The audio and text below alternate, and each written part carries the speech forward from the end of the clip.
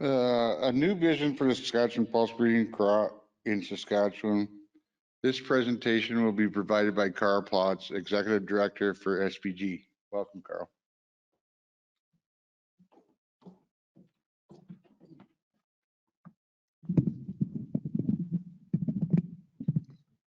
Well, thank you, Trent. And I just want to say a big thank you to all of our speakers, all of our sponsors, as well as all of our attendees, both online and in person here today in Davidson. As others have mentioned, we're really excited to be back to some in-person meetings, and it feels like it's been a long time since we've been able to do that. So I want to thank everyone for participating.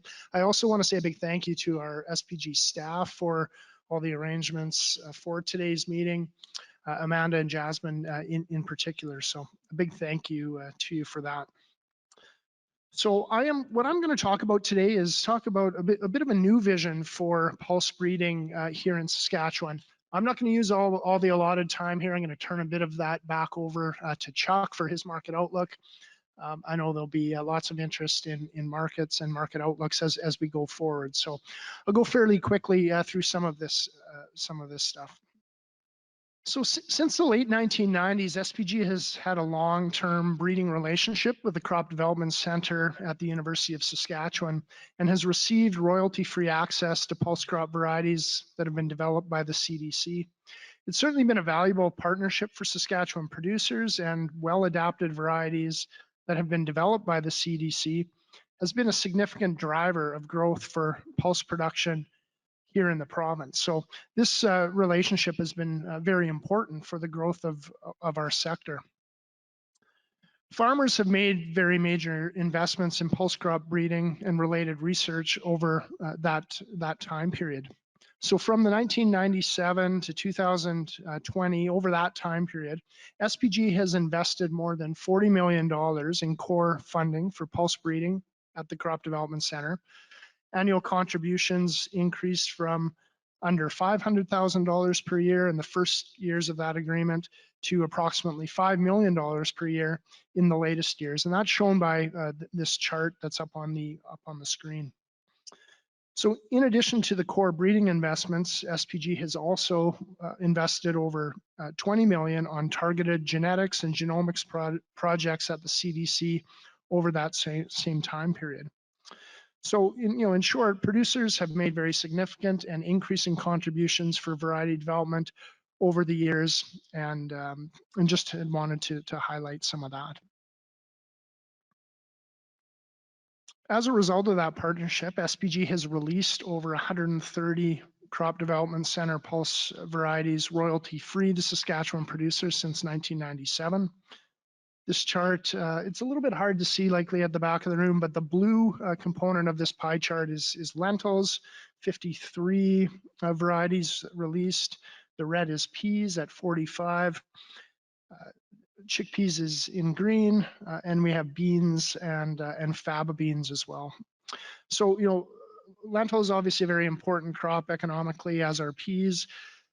The reason why we have more lentil varieties released is that there's just more different types. So we have, our large market classes like red lentils and large green lentils, also have small green lentils, and as well as specialty types. So just more of a diverse breeding program and different types of lentils grown there.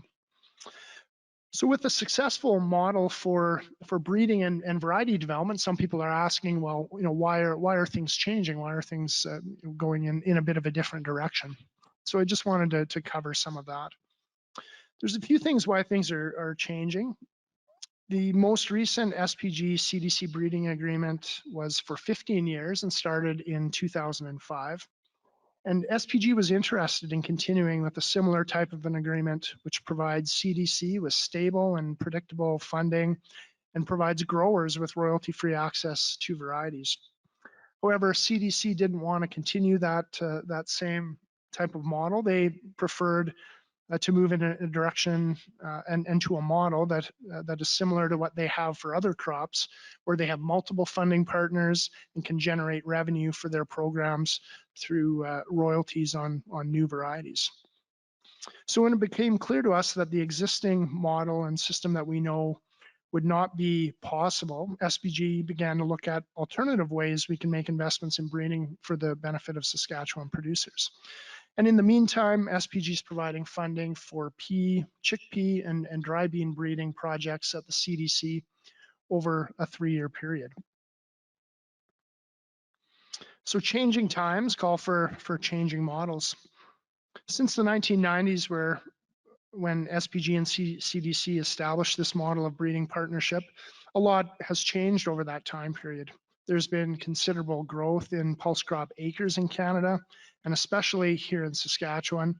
So since the 1990s, I don't have the chart with me today, but in Canada, we were, under 500,000 acres of pulses in the early 1990s, up over 8 million acres in a recent year. So really strong growth in pulse crop acreage overall in Canada, but particularly led here in Saskatchewan. There's also been changes to plant breeders' rights legislation in Canada that creates greater ability for plant breeders to capture value from variety development.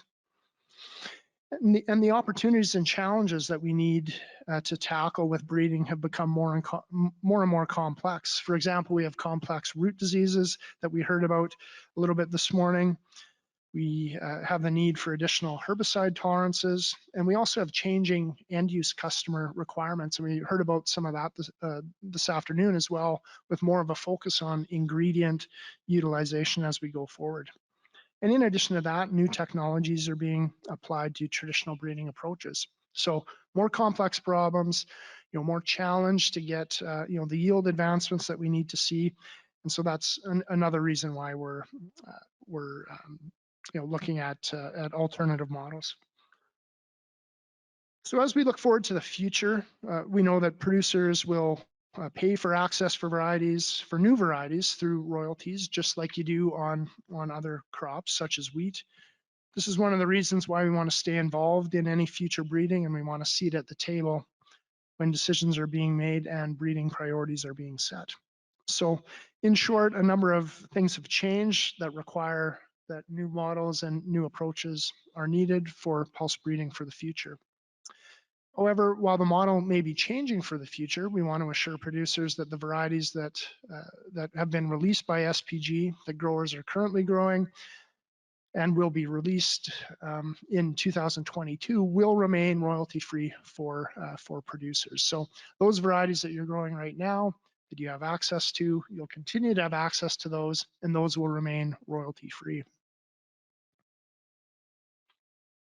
When we look to what we want to do for the future, there's a few adjustments that we're making. We want to have an even greater focus on the outcomes that are of the greatest impact for producers. We're transitioning away from untargeted core funding for breeding programs and shifting more towards targeted outcome-based projects or collaborations to achieve important outcomes for Saskatchewan growers. We've redefined our R&D strategy to focus on the things that are highest priority for producers. And these long-term objectives for breeding include root disease, herbicide tolerance in lentils, and the broader adaptability of some smaller acreage crops, as well as agronomic practices that improve the end-use quality of pulses. There are two key principles that our board has developed that will guide investments and partnerships as we go forward. First of all, we're approaching this with an investor mindset. So there really has to be a return on investment for growers for any new investment in breeding that SPG undertakes. And the board has been clear that if SPG is going to invest grower levy dollars up front, and if growers will pay a royalty on new varieties, that portion of those royalties will need to flow back to SPG for investment back into research, into market development, and into other areas.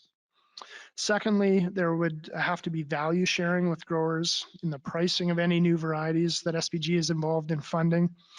We want to avoid a situation where new varieties are priced in a way that most of the incremental value for growers is captured in the cost of the seed. So there needs to be value, remaining in growers' pockets, when they adapt new varieties, and not just simply the cost of the new seed, really take away all or most of that incremental value.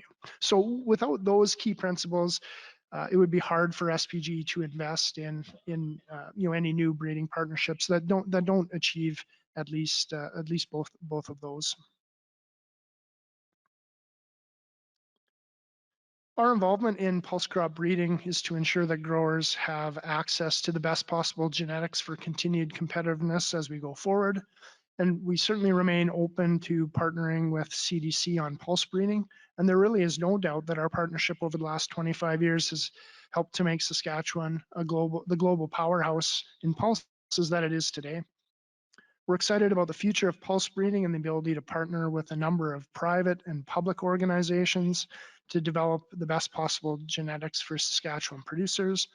And we're excited about the potential to attract new investment into breeding here in Saskatchewan. So if we think about what the landscape looked like, in the 1990s, for example, really small amount of acres overall. And there's been a number of changes, including the growth in acres, changes in plant breeders' rights legislation, and new technologies that we think can help to attract new investment and new competition into pulse crop breeding.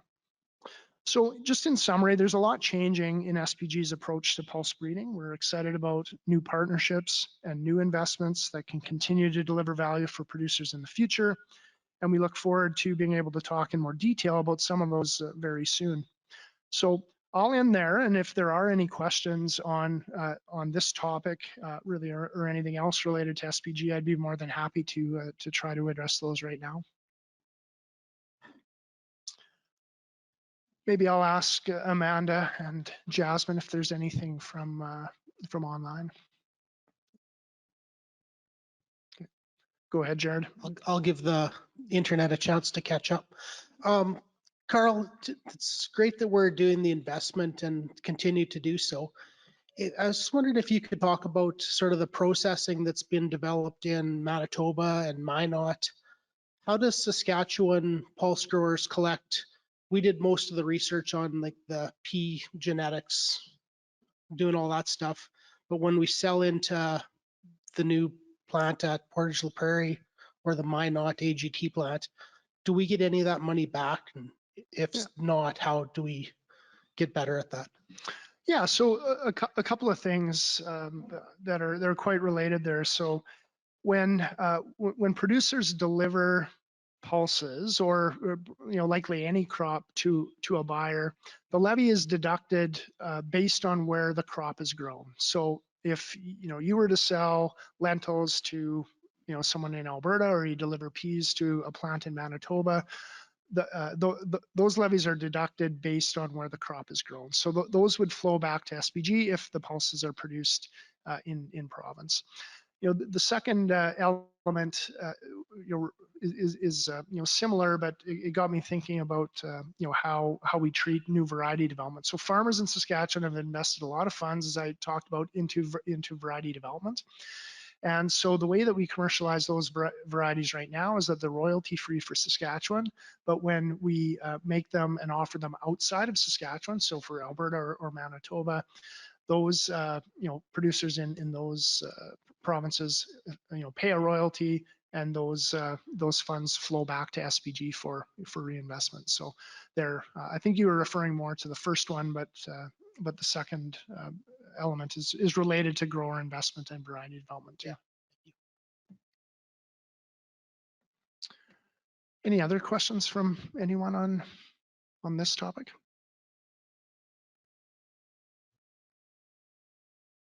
Okay, if not, I just want to thank everyone once again for joining the meeting here today, and look forward to the remainder of the program here today. Back over to you.